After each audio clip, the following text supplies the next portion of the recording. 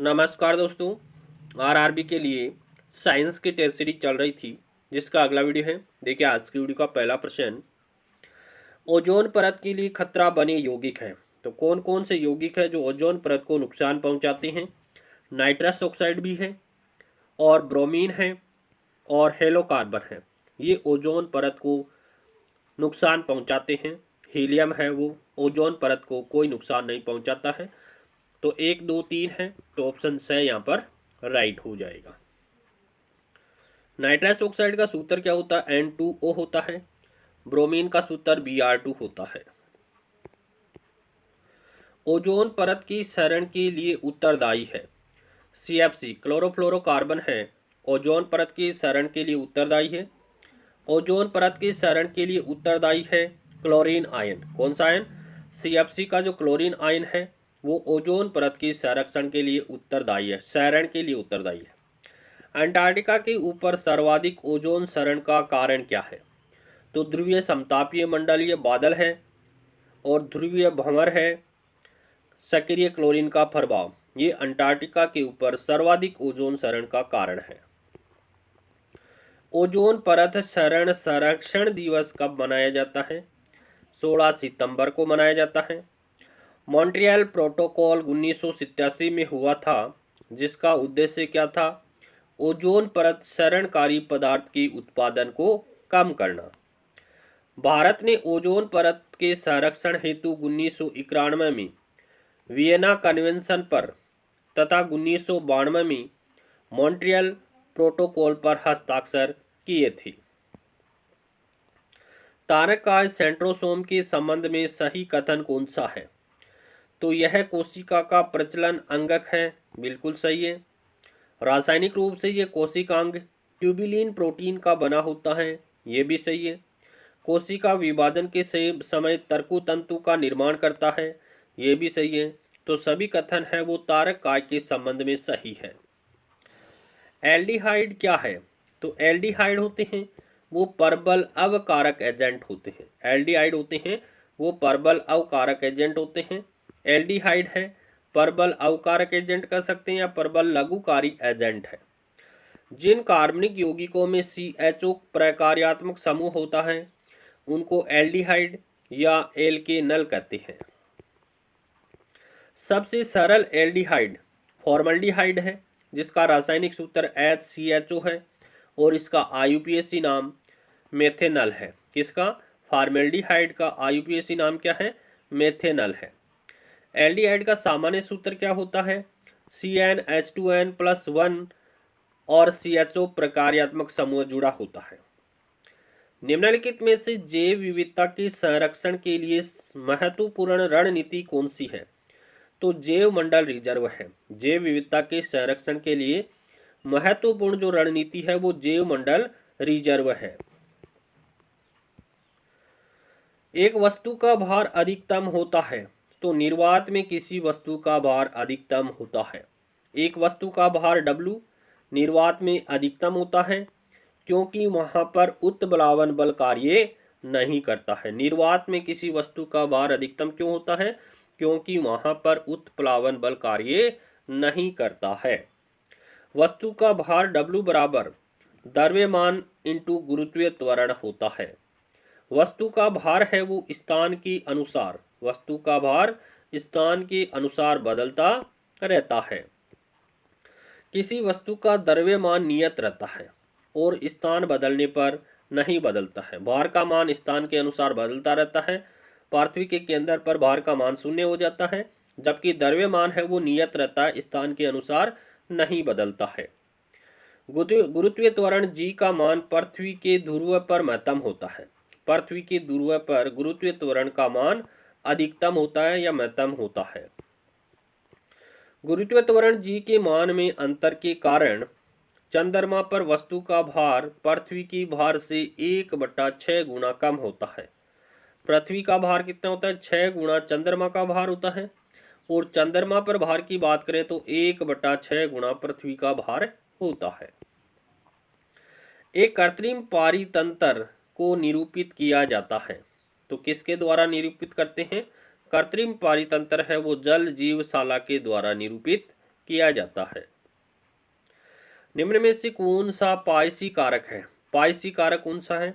तो साबुन है वो पायसी कारक है। साबुन है एक पायसी कारक है।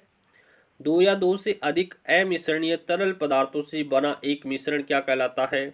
पायस कहलाता है।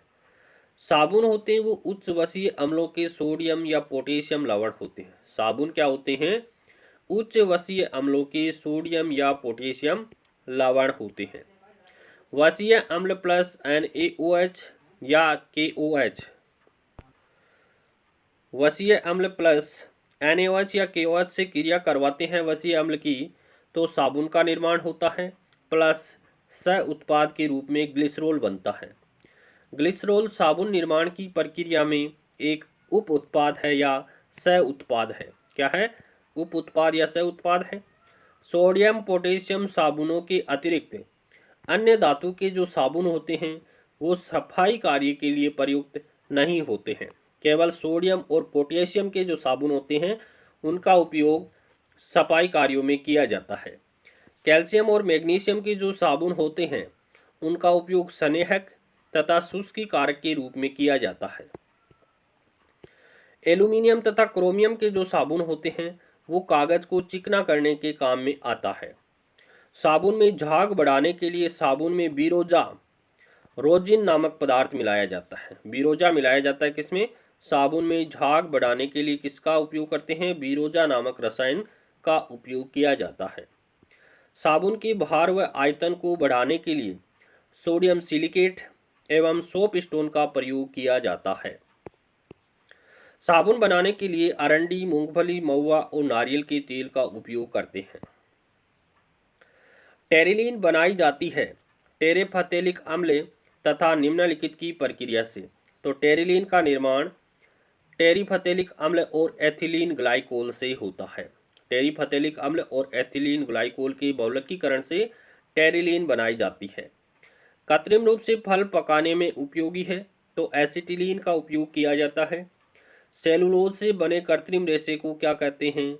रेयोन कहते हैं। सेलुलोज से बने कृत्रिम रेशे को रेयोन कहा जाता है।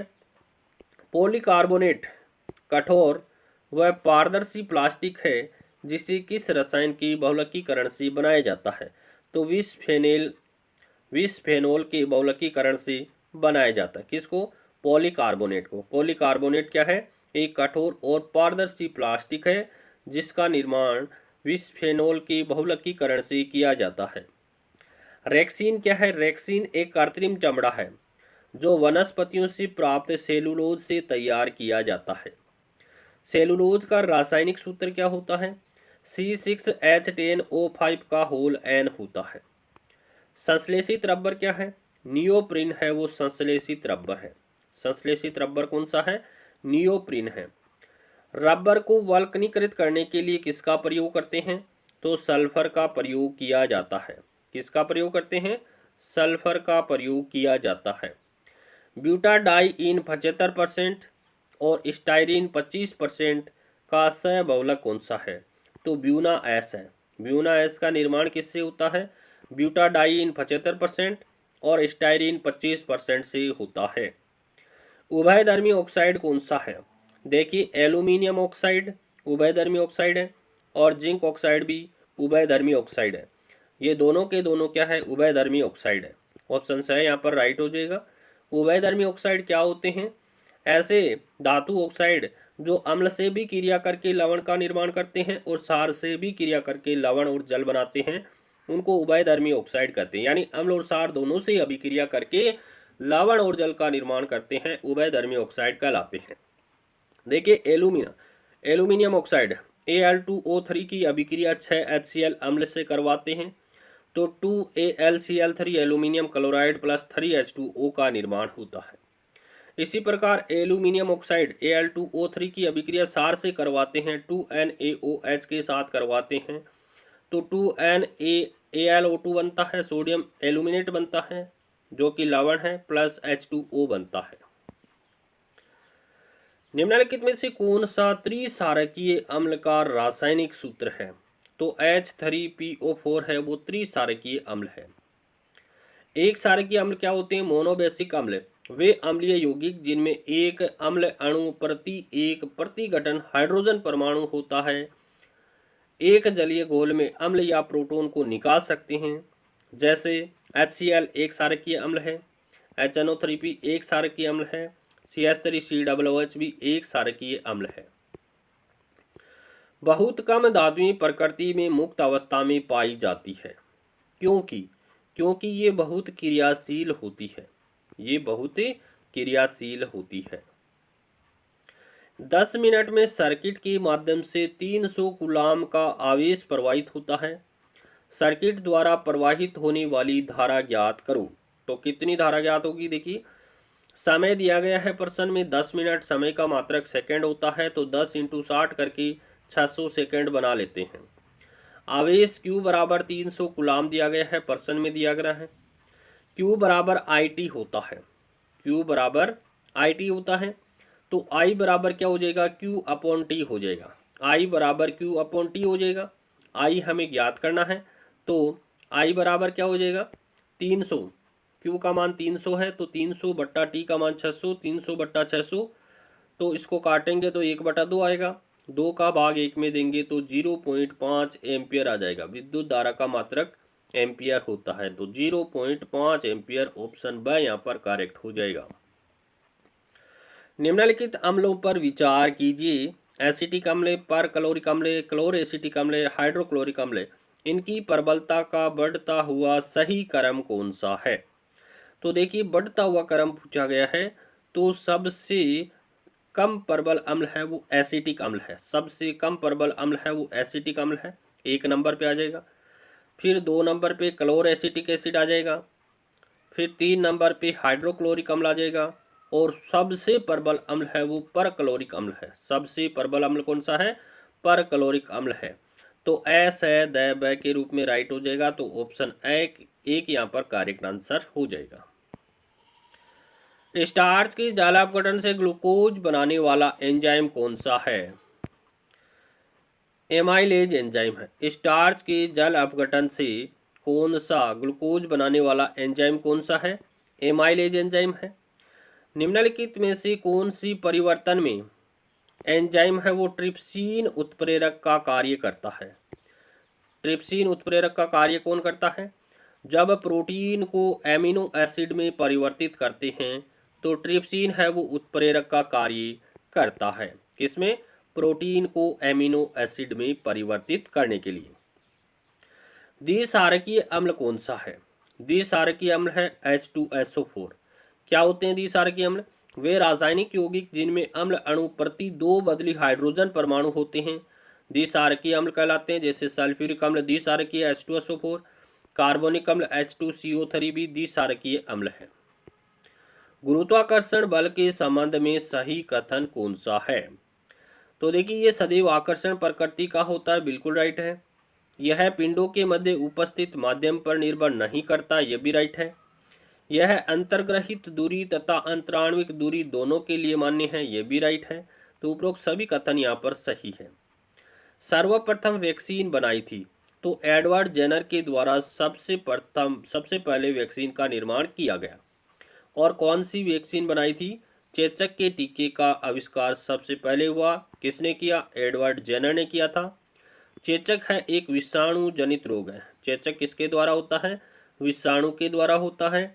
पोलियो के टीके की खोज किसने की? जॉन साल्क ने की थी। किण्वन पाश्चुराइजेशन की खोज किसके द्वारा की गई? लुई पाश्चर के द्वारा की गई। खसरे के वैक्सीन की खोज किसने की? जॉन फ्रैंकलिन एंडर्स द्वारा की गई। और रेबीज के टीके की खोज किसने की?